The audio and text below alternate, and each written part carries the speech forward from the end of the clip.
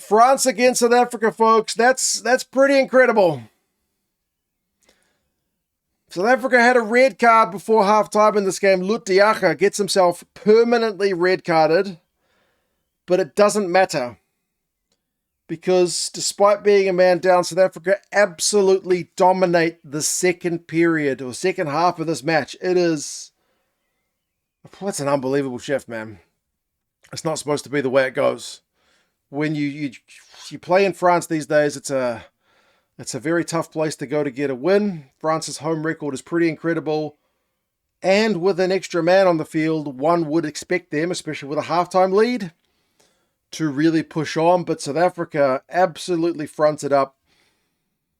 Didn't let the man advantage to France stop them.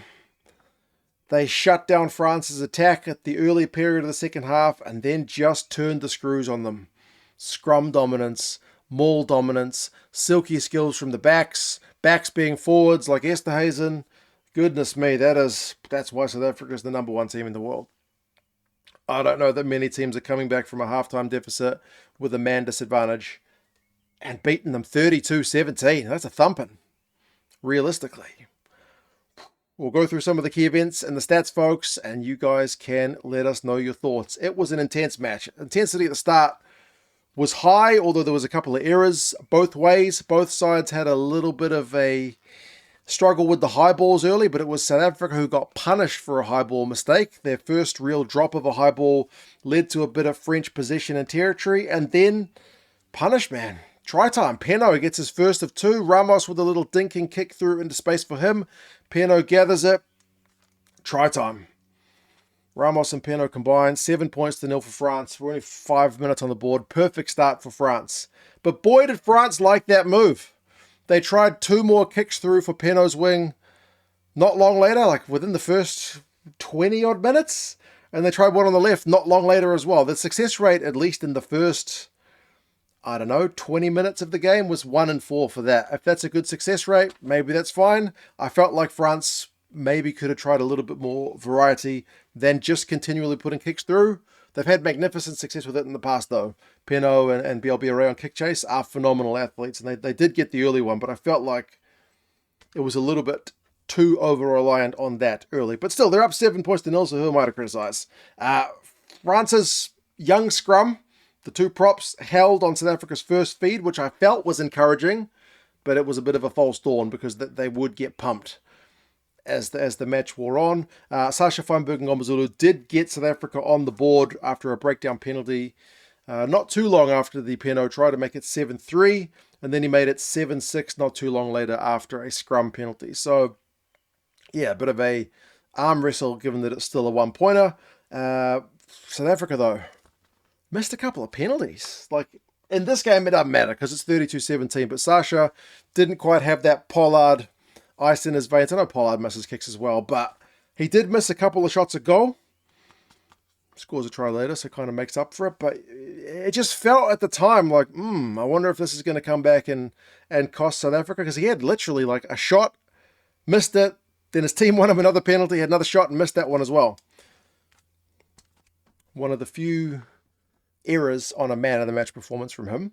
But yeah, it didn't cost them in the long run. France, as I said, kept trying the little kicks through in the backfield. Then they went 10 phases. They got themselves a penalty, opted for the corner. They're not going for threes. Again, wondering maybe they should just be looking to take the scoreboard over. Nope, they get the maul going, advantage, through the hands, French backline. Sweet, no kicks this time. To Penaud, he goes over in the corner, gets kind of sliding into the advertising hoardings, which I'm sure wasn't too comfortable. But yeah, 14-6. Cracking from France again, get those wings into action, get the back line going after the forwards have done the hard yards up front. Cracking stuff from them. But the scrum continued to have issues, and Rassie was doing Rassie things. He subbed loosehead prop Boan Fenta after like 30-odd minutes, and then Steenekamp comes on. Immediately they win another scrum penalty, and that leads to the Reinach try, which is the opener for South Africa. He snipes, chips, gathers, and it is a heck of a try from him. Still quick. He's still quick, Kobus, even at his age, converted, so 14-13. One score game. South Africa did get pinged at scrum time for not pushing straight, which was again, speaking of errors, it's like one of the few, I think they're just a bit overeager. They really wanted to demolish that French scrum. That's the only real error for those front rowers at scrum time, I think. But yeah, it did give France that penalty one last chance to have a crack before halftime, but Diakha just stole the line out. So really chance shut down. Then we get maybe the controversial moment of the game, or it'll at least be a headline. Lut Diakha shot on Thomas Ramos. Ramos is really low to the ground. He's falling. Diakha just clatters into him, shoulder to head. I feel like that gets mitigated if he wraps. If there's any attempt to wrap, but there's none. So I don't think it matters if Ramos is standing upright or in the position he's in. If you lead with the shoulder, with the arm tuck like that, it's going to be bad news all day long. It's surprising to see a direct or a full red card these days because they almost never dish them out, barring like punching or eye gouging and stuff, elbowing, but it was not a very good look for Diakha. Gets himself permanently red carded. So as I said, with South Africa down by a point, a player permanently red carded, it feels like France should go on to win this one at home. Like, look at the halftime stats. France have had the possession, 61%. The territory, 59%. 2 line breaks to 1. 13 defenders beaten to 7. The only thing that's not really been going right is the scrum. The scrum's been getting pinged. All things considered, they should be probably going on to win this one. And they dominated the start of the second half. More possession, more territory. Bielle-Biarrey and Penaud linking up on the right wing, then linking up on the left wing. No score. France brings on 5 forwards. You got this debutant Cramont. Hooker has a big break down the left wing from a nice line-out move. Again, no score. Dominant, no score. South Africa's defence is able to hold. And despite bringing on these experienced props they had on the bench, France, no change at scrum time. South Africa continue to dominate. Although they did miss touch. Like, it felt like South Africa in this position, at this time of the game, remember, you're still down, you've been defending for ages, you finally get a chance to shift some momentum, you miss touch, and then like Libok gets charged down, which leads to a penalty at the breakdown, and France getting 3 points, finally. Boy, did France have to work for those 3 points, but they got them. So 17 points to 13, and then the comeback starts, because that's the final scoring for France. A high tackle really is the moment that starts it. And South Africa not opting for 3. You're a man down.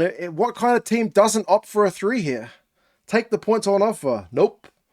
Maul advantage. They shift it wide. And then Bielle-Biarrey sticks out the one hand, trying to go for an intercept. He initially was going with it for 2 hands, and then he kind of withdrew one and went with the other. Maybe if he keeps 2 hands up there, he doesn't get pinged. But realistically, I don't think he's in a position to catch that ball. And the way they rule it these days, you do that, you're going to get punished. He gets himself yellow carded. South Africa go, 14 on 14 now, go for the corner, maul again, and it's try time. Andre Esterhuizen puts the box in front. Conversion hits the post, 18-17. And France just keep conceding penalties. Malcolm Marx wins a penalty at the breakdown. When France got the ball, then France conceded a penalty at the breakdown. When South Africa's got the ball, 70 minutes, South Africa 5-metre line out. The maul gets stopped. But Grant Williams, geez, he's nippy. Just he bamboozled Barassi, the French centre, with just a half show and go. And he goes over for the try. 25 points to 17. And then salt in the wound. Sasha Feinberg-Mngomezulu after a French scrum penalty. Again, they're not going for 3s. Touch. South Africa hands set up a pretty nice try. Sasha finishes it. They TMO'd it to have a look if there was a big clean out on Ntamack by Pieter-Steph du Toit warranted TMOing the try, but I think that's just a mismatch in size. Ntamack's at the ruck. Pieter-Steph cleans him out, and Pieter-Steph's a lot bigger than Romain Ntamack. So, yeah, 32-17. That's more than I think most people expected. 15 on 15, let alone 15 against 14. The run meters are 338 to 274 in South Africa's favour, but the carries are 102 to 87 in France's favour. So France had over 100 carries and didn't even make 300 metres. That's how lacking go forward and impact the French attack was. Usually these guys are cranking through run meters with that many carries. Not today. South Africa doing more with less. Clean breaks was 6 each. Defenders beaten 22-15 to the French, but 13 penalties conceded to 7. Despite the position, despite the territory, France just couldn't get the points. Big defensive. I know Feinberg-Mngomezulu gets man of the match, and like he scored a hell of a try, and pulls the strings in that back line. Him and Libbok switch positions and whatnot, but you got to give some credit to those South African forwards. Pieter-Steph, top tackler. Jasper Wiese, top carrier. I mean, Sasha's the top guy for defenders beating and run meters and whatnot, so he deserves his plaudits. I just want to give the forward some love as well. Jelonch was the top tackler for France, and like Penaud had 3 line breaks, but yeah. France, well beaten at home, despite playing against a team with 14 men for half the game.